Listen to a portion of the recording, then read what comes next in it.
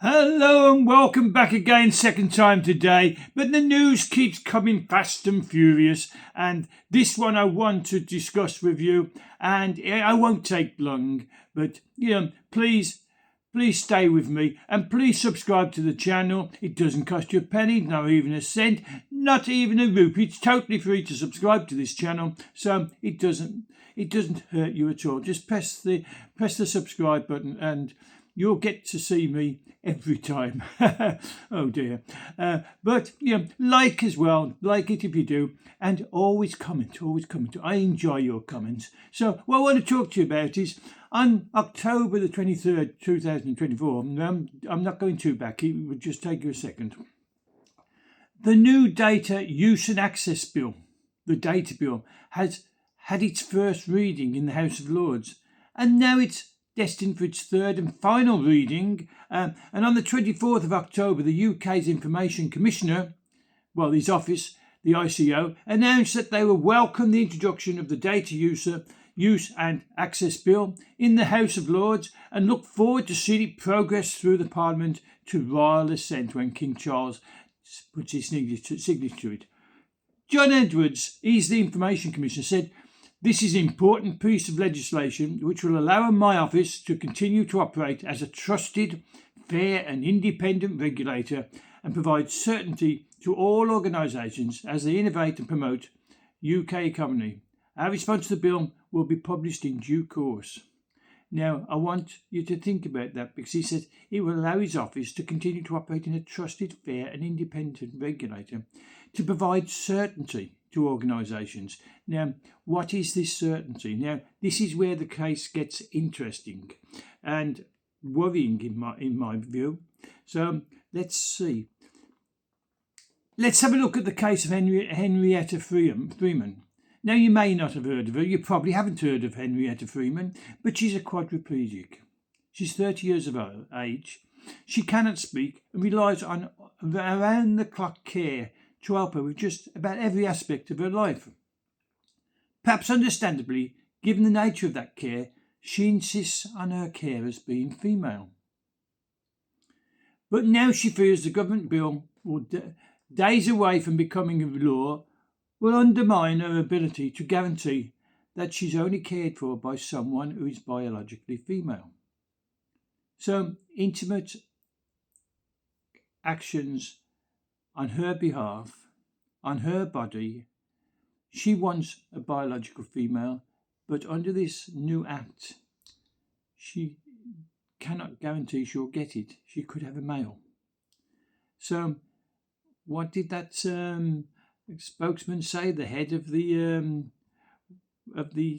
what was his name? John Edwards, Information Commissioner. He said it will provide certainty. Well, not for Henrietta Freeman, it won't. So is he lying? I'll leave that up to you. She says, "I will need this care to maintain my comfort, dignity and safety."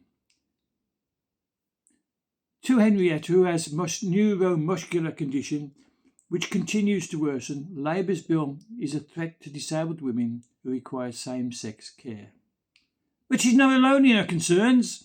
Women's rights campaigners have been warning ministers that the bill, which is intended to introduce a new digital ID system, will play havoc with the ability of companies such as gym chains, public bodies like the NHS, the National Health Service, and the police to ascertain someone's sex. Just after the Supreme Court recently ruled intending to bring a much needed clarity, which Sir Keir Starmer, the Prime Minister, said he was happy to have that clarified, that sex meant biological sex, what you was born with. But this bill will allow people to prove their identity and facts about themselves by using a new voluntary government app that is linked to what the bill calls Digital Verification Services, DVS. Digital Verification Services, DVS. Backed by a government trust mark. So with the government trust mark, it will draw data from a number of sources, but the bodies being presented with the app won't be able to tell which documents it's relying on. That in itself is a problem, isn't it? if you don't know where the information is coming from and relying on. That means that if the app states that the user is female, that information could in theory either be based on the sex stated on their passport or driving license, which can be changed relatively easily from someone's biological sex, or a birth certificate, which can be changed but only if the individual first obtains formal gender recognition certificate, which has to be approved by a panel of lawyers and medics. But you see, the other bits you don't have to. You can change your driving license, your sex or gender on a driving license, or on a passport you can change your gender on that as well. And you can change your birth certificate if some lawyers and medics agree. To worse the matters, says Ellen Joyce, the women's rights charity Sex Matters, under the new system, the app will have to be treated as more authoritative than any pre-existing record or the evidence of your own eyes. I need to read that again. Under this new system, when it becomes law, this app has to be treated as more authoritative than any pre-existing record, like a birth certificate, or the evidence of your own eyes. You see it's a male, but he has an app now that says, I'm a female. And you have to put the emphasis on the app, not on what your eyes can see and not on any pre-existing record. This is absolute nonsense, and I don't know how we've come to this. Well, I do know how we've come to this state of affairs, but it's not to be discussed in this post. In practice, she says, if you have a man seeking a gym membership and he has a digital ID saying he's a female, then you're going to have to accept it. Currently, it's your choice what you would do with a passport with F for female on it. It would be difficult to say no to him going into the ladies' changing toilets, but not impossible. But if you've signed up to the digital verification services, you will have to accept the government resources as authoritative. You can see it's a man, but this government app says, no, I'm a female, and you have to accept it by law. On Wednesday, the Conservatives attempted to amend the bill so that the sex data would be taken solely from birth certificates, but the amendment was defeated by 363 votes to 97. Meaning the bill will now move on to its final stage, the third reading, before becoming law, and presented to King Charles, and he will automatically sign it. It's do you know, in all these posts I'm doing recently, I keep getting lost for words. I'm assuming that you also are lost for words on this, but we'll see in your comments. Tory MPs have previously warned that inaccurate data entrenched by this bill could pose a risk to vulnerable people. But the Member of Parliament for Walthamstow, Stella Creasy, was among many Labour MPs who criticised the opposition amendment, calling it a targeting of trans community, which is deeply regressive. No, Stella Creasy, you're the one who's wrong, criticising the opposition for targeting trans community. The trans community is a new phenomenon that's attacking us right now with their idiotic ideas, and most of them are neurotic, most of them are on the autistic scale, and we should not be dictated to by these people. But we are. It's going through Parliament. It's on its final reading. But we'll go on. Heather Biddings, Chief Executive of the Women's Rights Network, agrees with the Conservatives' concerns. She says that the new law will essentially introduce gender self-identification. Well, yes, a system which involves the state adopting whichever gender an individual chooses to be known by. Through the back door, she says. It flies in the face of the Supreme Court ruling, she says. It will be mayhem if it goes through as it is.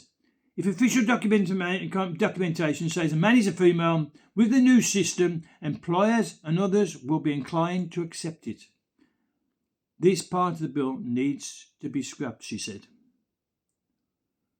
One King's Counsel. Now, I'm not going to name this King's Counsel, but you know, top lawyer, barrister in the courts of law, specialising in equality law, agrees that the digital ID is in danger of becoming the de facto gender recognition certificate, which allows individuals to legally change their gender. For example, it could lead to incorrect medical treatment being provided for a person whose biological sex is recorded inaccurately. Yes, I agree with this King's Counsellor.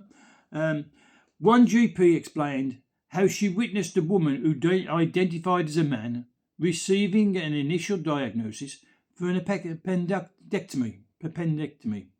But when the consultant and anaesthetist later saw the patient, they decided to ask her biological sex.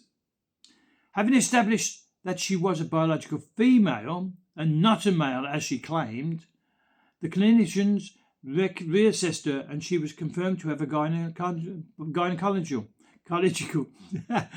problem. I don't know why I keep having trouble with my words nowadays, but hopefully it won't get too bad. As such, this lack of correct data could have also put trans people at greater risk in medical emergencies. It could also cause care agency to send a male nurse or a care worker who identifies as a woman to provide intimate care to a female patient at home, which I mentioned Henrietta complained, didn't she, of at the top of this post. The proposed data bill will put disabled people, particularly women, at more risk than they are already, says Freeman. Every instance of a disabled woman being able to feel uncomfortable or even worse will be the responsibility of those who voted it through. She's talking about the bill, this legal bill that's going through on its third and final reading.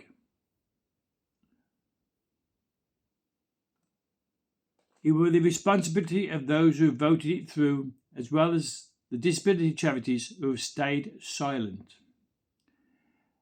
Alice Sullivan, a University College of London sociology professor, who wrote the government's commissioned review on errors in the state's handling of data on sex and gender, warns that the thing with data is garbage in, garbage out. Now, this bill, I don't want to misquote, so this bill could be a really good opportunity to correct all these problems at source if they implemented the recommendations of my review. They would be correcting the data on the sex variable. Any data that is not reliable simply shouldn't be going into the system because it will lead to contradictions. People can have different documents saying different things about their sex, and you only want the correct information. But what was the response? The Department of Science, Innovation and Technology declined to comment. Well. They just want to pass it through without commenting. Why? Because they know it's rubbish. The area is likely to affect most acutely in health care.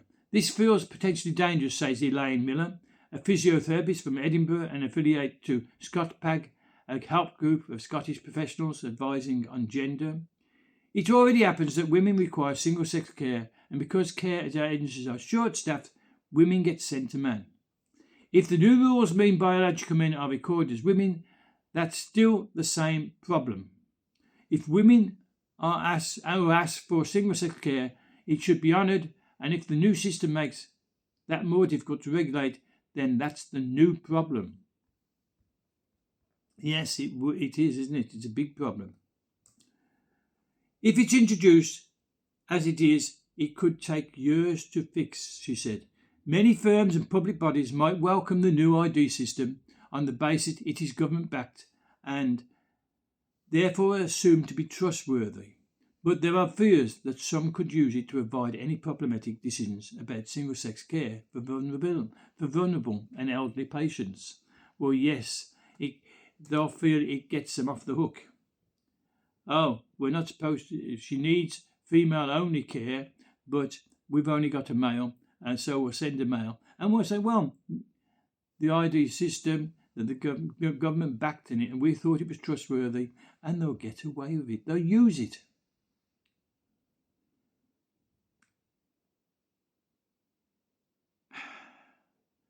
There's plenty of areas in which sex matters. It goes far beyond toilets, says the King's Counsel I've quoted earlier, who asked to remain anonymous, which I told you I wouldn't name him.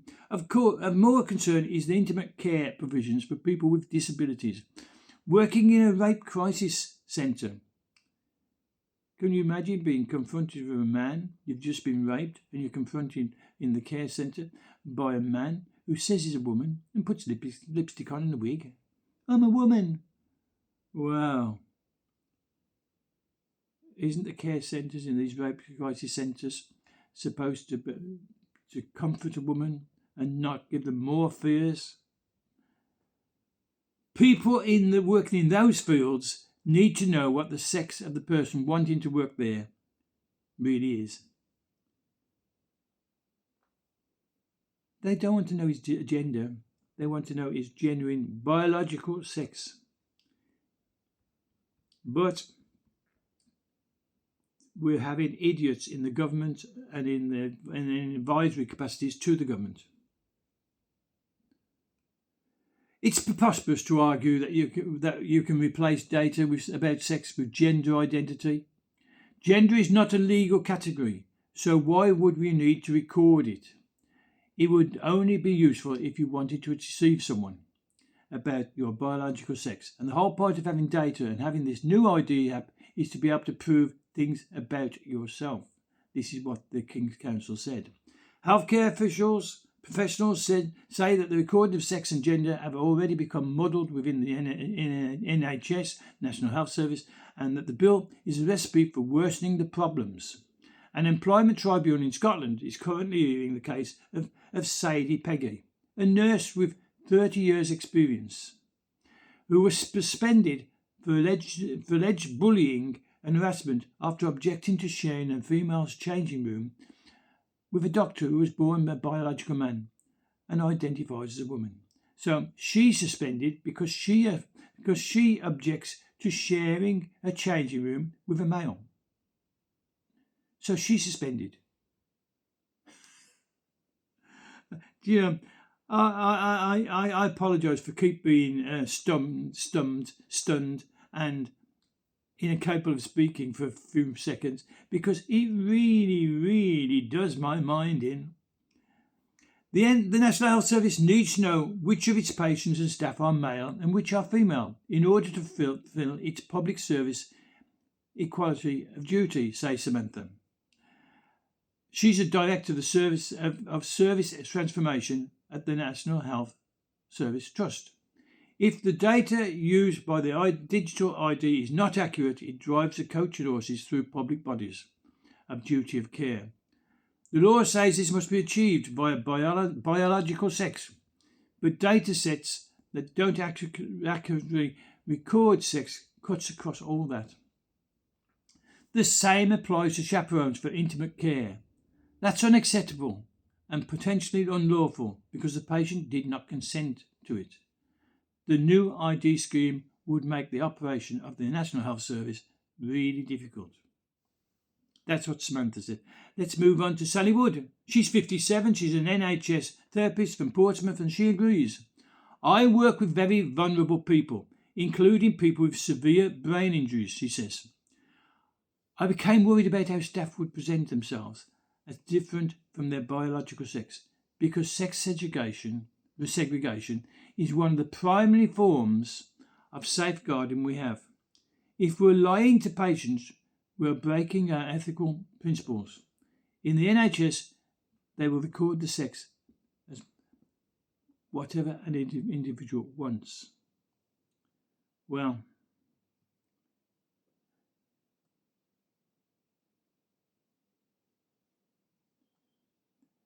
the potential ramifications of the bill even extend as far as dating sites. Didn't give that a thought, did you? On which it could be possible to create an account with government-backed verification of a person's sex, even though it would be opposite to their biological sex. Campaigners say this would facilitating, now this is a new word on me, catfishing. One word, catfishing, cat, C-A-T, fishing. People online using a description to strike up relationships. Catfishing. News to me, but I can understand that dating sites, yes, where a male is masquerading as a female and he has his government authorised sex data, gender data, that's supposed to be called trustworthy. Yes, what a transfer, sexual molestation, deception and even rape. Those familiar with the bill as it's currently written are concerned it paves the way for scandal waiting to happen. It's akin to the Scottish National Party's, the governing body of Scotland, endorsement on trans activism. In Scotland, Isla Bryson, a biological male, a transgender rapist, so definitely a male, was initially taken to a women's prison. And Nicola Sturgeon, then the First Minister of Scotland, drew fierce criticism for refusing to call Bryson a man. Now, there was no doubt he was a man. He raped a woman. Women cannot rape women with a penis because they don't have one. Oh.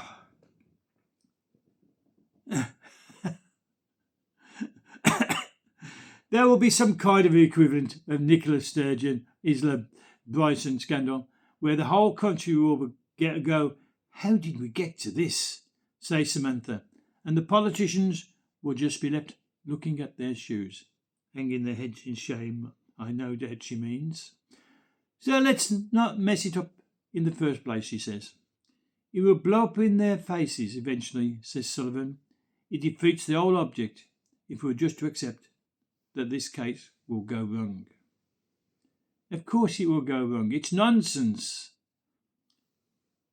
But then, I'm just one person, so let's have some more persons' comments. Don't forget to comment, please.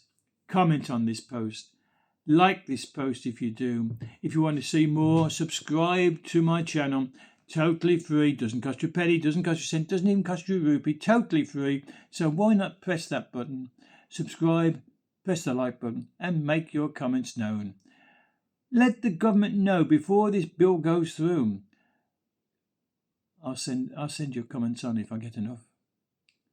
So until I come back again, and things are happening so fast, I wouldn't be surprised if I'm back again today. But until they do, I'm going to say be safe, be good, and goodbye from DJ.